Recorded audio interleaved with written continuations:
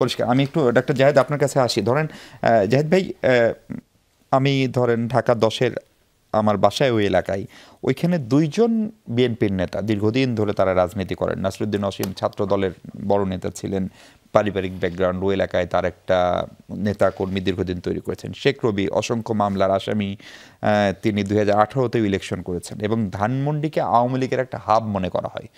ফলে ওই জায়গাটা যদি বিএনপি তার নিজের এতদিনের লোকবল রেখে হঠাৎ করে আমদানি করা কাউকে এনে দেয় বা অন্য দলের কাউকে দেয়, সেটা দীর্ঘমেয়াদে বিএনপির রাজনীতিকে আরো দুর্বল করবে কিনা ধানমন্ডির মতো কৌশলগত এলাকায়? আমি আসবো, খুবই গুরুত্বপূর্ণ প্রশ্ন। তার আগে কয়েকটা জিনিস একটু অ্যাড্রেস করতে চাই। উপদেষ্টাদের যে কারো নির্বাচনে অংশগ্রহণ করা অনৈতিক, বেআইনি না। আমি এথিক্যাল না, এথিক্যাল কেন, আনএথিক্যাল কেন আমি সেটা বলি। আমি একটা হেডলাইন পড়ছি, অন্তর্বর্তীকালীন সরকার অধ্যাদেশ। এটা 11 নভেম্বর 2024 বিবিসি বাংলায় পাবলিশ হয়েছিল, অন্যান্য পত্রপত্রিকায় এসেছে। আমি হেডলাইনটা এখান থেকে পড়লাম। একটা অধ্যাদেশ, একটু একটু আমি আশা করি দর্শকরা মন দিয়ে শুনবেন। এটা অধ্যাদেশ হয়নি। অধ্যাদেশ হওয়ার জন্য শেষে রাষ্ট্রপতির সিগনেচার লাগে। তার আগে কি হয়, উপদেষ্টা পরিষদে এটা আলোচিত হয়, পাশ হয়। এই অধ্যাদেশটা পাশ হয়েছিল, কিন্তু শেষ পর্যন্ত রাষ্ট্রপতি সাইন করেননি, মানে সরকার রাষ্ট্রপতির কাছে আর পাঠায়নি। তার মানে ওখানে যারা বসেছিলেন তারা একমত হয়েছিলেন এই অধ্যাদেশটা হবে। এই অধ্যাদেশে স্পষ্টভাবে লেখা আছে যারা এই সরকারে আছেন তারা পরবর্তী পার্লামেন্ট নির্বাচনে অংশগ্রহণ করবেন না। তখন নাহিদ ইসলামও এর পার্ট ছিলেন। সো নাহিদ ইসলামেরও নির্বাচনে পার্টিসিপেট করা আনএথিক্যাল। একটা সমাজে শুধু বেআইনি না হলেই কাজ করা যাবে, তার বাইরেও আমাদের আসলে চিন্তা করা খুবই জরুরি। আসিফ মাহমুদের বরাদ্দ নিয়ে আমি একটা কথা একটু বলতে চাই। পাশ হয়নি, কাজ হবে কিনা সেটা নির্বাচনের উদ্দেশ্য আছে কিনা, যে ডিফারেন্ট ডিবেট। তিনি তার উপজেলায় 450 কোটি টাকা বরাদ্দ দিয়েছেন। তিনি হাসনাত আবদুল্লাহর উপজেলায় 350 কোটি টাকা বরাদ্দ দিয়েছেন। এবং খুব সারপ্রাইজিংলি আগেও এলজিআরডি মন্ত্রী যেহেতু কুমিল্লার ছিলেন, তখন কুমিল্লাতে একটা বিরাট প্রজেক্ট চলছে। এখন এই যে বৈষম্য বিরোধিতার কথাবার্তা আমরা বললাম, আমরা বৈষম্য বিরোধী বাংলাদেশ চেয়েছিলাম।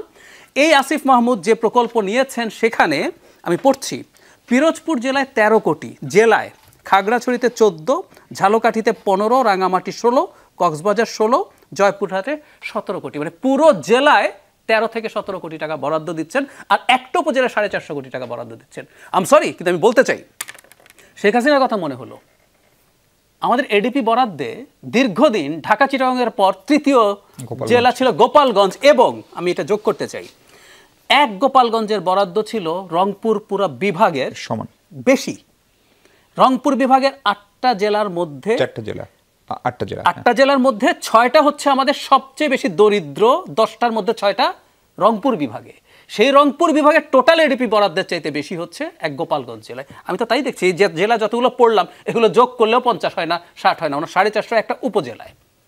সুতরাং এগুলোকে আমরা আসলে প্রশ্ন করব, কারণ এই যে আন্দোলন, অভ্যুত্থান, বৈষম্য বিরোধী বাংলাদেশের আওয়াজ সামনে থেকে যারা আমাদের সামনে কনভে করেছেন, তার মধ্যে বরাদ্দ হয়নি এবং উনি প্রপোজ করেছেন। আমি বলছি প্রপোজ করতে পারেন না তো। এবং এখানে আছে, আমি রিপোর্টটা যদি ডিটেল পড়ে শোনাতে পারবো, একটা র্যাঙ্কিং আছে এলজিআরডির অবকাঠামোর কার খারাপ অবস্থা। কুমিল্লা অনেক উপরে ভালোর দিক থেকে, এর থেকে অনেক খারাপ উপজেলায় বরাদ্দ হয় নাই। একজন মন্ত্রী হিসাবে তিনি অনুরাগ বিরাগের বশবর্তী হবেন। উনি শপথ ভঙ্গ করেছেন, উনি অনুরাগ বিরাগের বশবর্তী হয়েছেন। এজন্য বলছি, এটা পরবর্তীতে কি ইম্প্যাক্ট করবে, যে ডিফারেন্ট ডিবেট, আপনি কি আচরণ করছেন, আপনি তো দিতে চেয়েছিলেন, হয় নাই। নাম্বার 2, নির্বাচনে ব্যয় নিয়ে আমি একটা কথা একটু বলতে চাই। সাইফকেও আমি উৎসাহ দিতে চাই যে তারা ভালো করবেন। টাকা খরচ করলে যদি নির্বাচনে জেতা যায়, আওয়ামী লীগ রাতে সিল মারত না। আওয়ামী লীগ বেসুমার টাকা খরচ করতে পারতো, এক একজনে কয়েকশো কোটি টাকাও খরচ করে। আমি কিন্তু নিশ্চিত, যদি 500 কোটি, 300 কোটি, 200 কোটি টাকা খরচ করে যদি এক একজন জিততে পারতো, শেখ হাসিনা রাতে সিল মারার পথে যেতেন না। ওটা দিয়ে জেতা যায় না। আসলে টাকা লাগে না, আমি তা বলছি না। ইনফ্লুয়েন্স তো করা যায় না, দ্যাট খুব ইনফ্লুয়েন্স করা যায় না, আমি মনে করি না। বাংলাদেশের ওই সময় শেষ হয়ে গেছে। এই জন্য ডক্টর ইউনূস যখন ইউকেতে একটা ইন্টারভিউতে বলছিলেন মানুষ টাকা খেয়ে ভোট দেয়, আমি এটা মনে করি না, সত্যিই মনে করি না। তবে হ্যাঁ, এটাই আমি দ্বিমত করছি না, নির্বাচন কমিশন বা আমাদের আইনে যেভাবে আছে, যে আমাদের কমিশন থেকে আমরা প্রপোজ করেছিলাম আগের চাইতে একটু বাড়িয়েছি, যে ভোটার প্রতি 10 টাকা। তো আমাদের অ্যাভারেজ সিটে যদি 4 লাখ ভোটার হয় 40 লাখ টাকা হবে, এই টাকায় আসলে ভোট করা যায় না। না না না 25 করে দিয়েছে। না না আরপিওতে প্রপোজ করা হয়েছে, আমরা এটা আমাদের নির্বাচন ব্যবস্থা সংস্কার কমিশন যে কমিশন কোড অফ কন্ডাক্ট দিয়েছে সেখানে 25 লাখ টাকার বার করে দিয়েছে। না, এটা তো আগের ছিল। এখন হচ্ছে আমরা আসলে যেটা বের করেছিলাম এটা একটু বলি। বাংলাদেশে 2 লাখের মতো ভোটারের কনস্টিটিউয়েন্সি আছে, 7 লাখ ভোটারের কনস্টিটিউয়েন্সি আছে। ফলে যেটা হয়, আপনি যখন 25 লাখ করেন ফিক্স করে দিলে হয় না। সো আমরা করলাম কি 10 টাকা পার ভোটার, হ্যাঁ, তাতে যদি হয় 7 লাখের যেটি 70 লাখ খরচ করতে পারবেন। এটা আসলে যথেষ্ট না, আমি এটা সত্যিই মনে করি খরচ আরো বেশি লাগবে। কিন্তু ফুয়াদ ভাইয়ের সাথে আমি একমত যে একটা অল্টারনেটিভ বের করা, যে এর মাধ্যমে করা যেতে পারে। এখন টাকা দিয়ে আসিফ কি বিএনপি থেকে নির্বাচন করে জাহিদ ভাই? আপনি বিএনপি রাজনীতি ফলো করেন? আমি সম্ভাবনা দেখি, কিন্তু আমি এটাকে খুবই ভুল সিদ্ধ। বিএনপি না, আসলে আমি বিএনপিতে উনি চলে আসবেন আমার তা মনে হয় না। আমি মনে করি ফ্র্যাঙ্কলি স্পিকিং, যদি এনসিপির সাথেও বিএনপির সমঝোতা হয়, জনাব আসিফ মাহমুদ যদি এনসিপিতেও যান, আসিফ মাহমুদকে সিট ছাড়ার মাধ্যমে একটা, আমি আসিফ মাহমুদ কি করেছেন না করেছেন আমি সেই জায়গায় যাচ্ছি না, কিন্তু তার সম্পর্কে পারসেপশন খুব নেগেটিভ আছে। পারসেপশন ম্যাটার করে আসলে।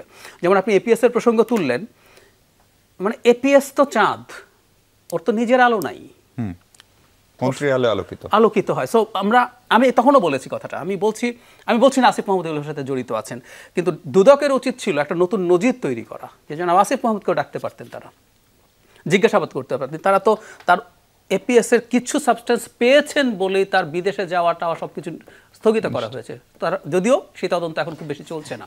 তো আমি মনে করি বিএনপি দিতে পারে, বিএনপি দলে এসেও হতে পারে, বা এনসিপি হিসাবেও ছাড় দিতে পারে, কিন্তু এটা সঠিক সিদ্ধান্ত হবে না। বিএনপি কেউ যদি সেখান থেকে বিদ্রোহী হয়, যদি বিদ্রোহী হয়, আমার খুব ধারণা শুধু বিএনপির এই সিট বলে না, যদি আপনি যে দুজন প্রার্থীর কথা বললেন বিএনপির, বিশেষ করে একজনের কথা আমি বলি, জনাব নাসিরউদ্দিন অসীম, তিনি দীর্ঘদিন কাজ করছেন, ব্যাকগ্রাউন্ড আছে, তার ইমেজ ভালো আছে, সব কিছু যদি মিলে এরকম বিভিন্ন জায়গায় এরকম ক্যান্ডিডেট আছে। রবি ভাইও যথেষ্ট চেষ্টা করেছেন। তো এরকম যদি ক্যান্ডিডেট থাকে, এটা শুধু ঢাকার এই সিট না, অন্যান্য যেসব সিটেও ছাড়া হবে সেসব জায়গায়ও জিতে আসা কঠিন হবে। কারণ হচ্ছে, আমি ধারণা করি সাইফ জবাব দিতে পারবে, যদি তারা, আমার ধারণা করি, যদি তারা বিএনপির সাথে জোটও করেন, ধান শেষ নেবেন না। যদিও বিধানও নাই না, বিধান পাল্টাবে বলে আমি মনে করি। আমি মনে করি এই অধ্যাদেশ আবার পাল্টাবে, এটা একটা গেমের পার্ট। যদি আমরা ধরে নিলাম পাল্টাবে, তারপরে সম্ভবত ওরা ওটা নেবে না। সো শাপলা কলি নিয়ে স্বতন্ত্র শক্তিশালী প্রার্থীর সাথে যেটা খুব কঠিন হবে। আচ্ছা জাহিদ ভাই, নানা ধরনের সংকট এখন দেখা যাচ্ছে। বিএনপির খুবই সিনিয়র নেতা মির্জা ফখরুল ইসলাম আলমগীর বলছেন, এই যা সংকট হচ্ছে এগুলো সব নাটকের অংশ। প্রশ্ন হচ্ছে, এই নাটকের তাহলে পরিচালক কে? এই নাটকের চরিত্র কারা? সেটা নিয়ে আমরা কথা বলতে চাই। দর্শক, তার আগে ছোট্ট একটা বিরতি নিয়ে ফিরছি একটু পরে। দর্শক, বিরতির পর স্বাগত আরেকবার। আমরা কথা বলছি সমসাময়িক বিষয়, বিশেষ করে যে সমস্ত সংকট হচ্ছে। ডাক্তার জাহেদ, আপনাকে দিয়ে শুরু করতে চাই। সব সংকট